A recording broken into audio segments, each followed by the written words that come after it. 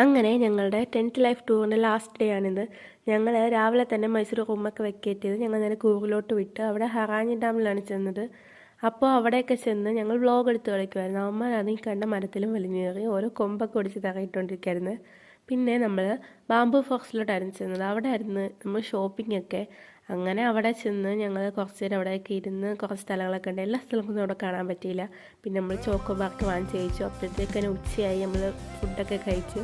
പിന്നെ നമ്മുടെ ടൂറിൻ്റെ last പ്ലേസായ golden ടെമ്പിളിലോട്ടാണ് നമ്മൾ ചെന്നത്. അവിടെ ചെന്ന് പെട്ടെന്ന് തന്നെ നമ്മൾ നേരെ ഇറങ്ങി. ഞങ്ങൾ നേരെ സ്കൂളിലോട്ട് വിട്ടു. പിന്നെ പോകുന്ന വഴിക്ക് ഞങ്ങൾ റീൽസൊക്കെ എടുത്തായിരുന്നു. പിന്നെ രാത്രി ആയപ്പോഴത്തേക്ക് നമുക്ക് മന്തിയായിരുന്നു കഴിക്കാൻ. അപ്പോൾ ഇത്രയൊക്കെയുള്ളൂ. ടാറ്റാ.